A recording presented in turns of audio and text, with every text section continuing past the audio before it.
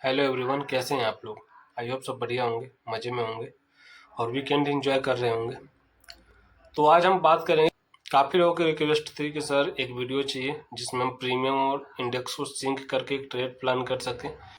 तो कौन से लेवल पे मार्केट जब जाएगा तो प्रीमियम क्या होगा, ये चीज़ हम डिसाइड कर सकें।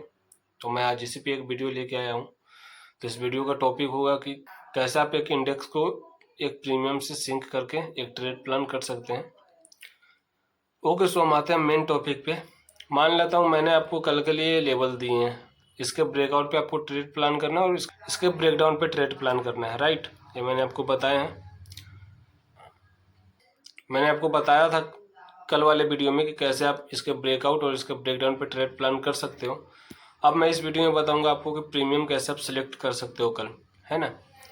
तो इसके लिए हमें चाहिए प्रीमियम का चार्ट भी हमें ओपन करना होगा। प्रीमियम का चार्ट ओपन कर लेता हूँ ताकि आसानी से आपको समझा सकूँ मैं। फिलहाल हम कॉल साइड के प्रीमियम पे टेस्ट करेंगे कैसे ये काम करेगा। तो मैंने 25,200 का कॉल ऑप्शन सेलेक्ट कर लिया है। इसका चार्ट ओपन हो गया प्रीमियम का। अब मैं इसको थोड़ा छोटा कर दूं। ओके, ये प्रीमियम हो गया। ये देख सकते हैं मैंने दोनों चार्ट ओपन कर लिया है। 25,200 का कॉल का चार्ट है और ये निफ्टी 50 का इंडेक्स है। ओके, आप कैसे प्लान कर सकते हैं इस पर हम बात करेंगे। हम बात करें तो कोई रेंज अगर आपको मिल रहा है, मैं अभी साइडवेज मार्केट पे आपको बताता हूँ। ये निफ्टी 50 का चार्ट है, ठीक है। इसका ब्रेकआउट 261 के ऊपर होगा, आई मीन 260 के ऊपर होगा। जब 25,260 पे गया था ये मार्केट, तो प्रीमियम की वैल्यू क्या थी। तो प्रीमियम लगभग गया था आपको 190 रुपये पे, राइट।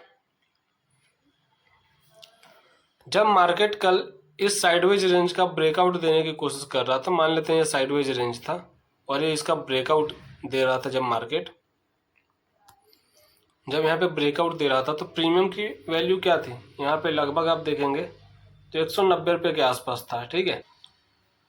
अब आप प्रीमियम कैसे सिलेक्ट करेंगे और कैसे ट्रेड प्लान करेंगे।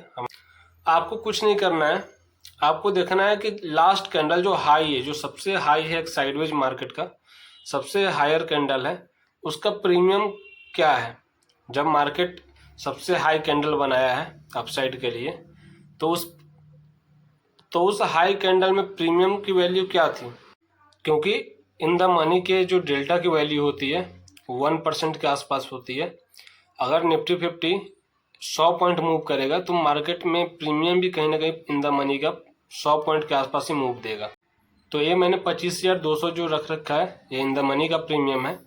जब मार्केट 260 का ब्रेकआउट देके लगभग 300 लेवल के पास पहुंचेगा, जो कि एक रेजिस्टेंस लेवल है इसका, तो प्रीमियम की वैल्यू क्या होगी ये हम देखेंगे। अगर मार्केट इसका ब्रेकआउट देता है, 25,260 का ब्रेकआउट दिया मार्केट ने और 25,300 तक गया, लगभग 40 पॉइंट का मार्केट ने मूव दिया, तो प्रीमियम में कितना पॉइंट का मूव मिलेगा, यही सवाल थे ना आपके।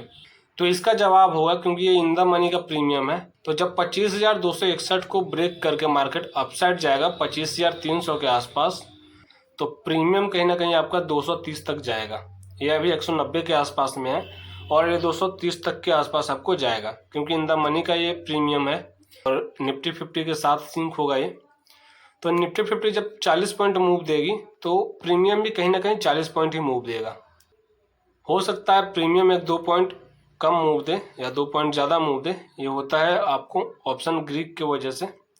ये मैं आपको नेक्स्ट वीडियो में एक्सप्लेन करूंगा कि ऑप्शन ग्रीक कैसे काम करते हैं। फिलहाल में हम बात कर रहे हैं प्रीमियम को और इंडेक्स को सिंक करके एक ट्रेड प्लान करने का। आपको ऑप्शन ग्रीक वाले वीडियो में सारे कन्फ्यूजन दूर हो जाएंगे। तो मान लेते हैं 25,260 पे ब्रेकआउट हुआ निफ्टी 50 का और 25,300 ये गया एक कैंडल में, राइट। ये भी याद रखना कि एक कैंडल में जाना चाहिए या 2 कैंडल में, टाइम स्पेंड करके नहीं जाना चाहिए। अगर स्लो एंड स्टडी जाएगा, अगर स्लोली जाएगा अपसाइड, तो आपके प्रीमियम इस हिसाब से नहीं बढ़ेंगे। ओके, ये आपको जब आप ऑप्शन ग्रीक के बारे में जब सीखोगे ना, तो आपको समझ में आएगा कि ऐसा मैं क्यों बोल रहा हूँ। अगर मार्केट ने इंस्टेंट मूव दिया 2 कैंडल में, अगर मार्केट 25,300 तक चला गया निफ्टी 50, कहीं ना कहीं आपका प्रीमियम 230 तक जा सकता है, ठीक है।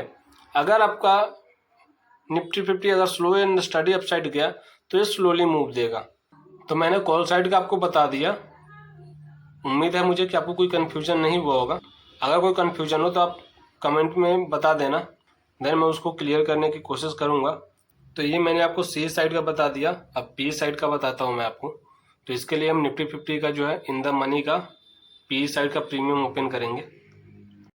ये मैंने निफ्टी 50 का इन द मनी का प्रीमियम ओपन कर लिया है पुट साइड का, जो कि 25,300 का है।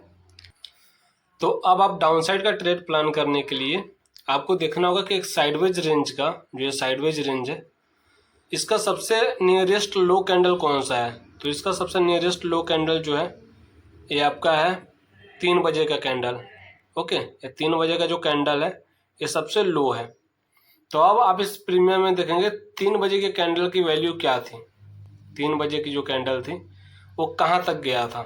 तो कैंडल में उस प्रीमियम का हाई है, आप देख सकते हो 141। ओके, 141 का जो है वो हाई है इस कैंडल का। और आपको ट्रेड कब प्लान करना है, 25,200 लेवल के ब्रेक करने पे, राइट।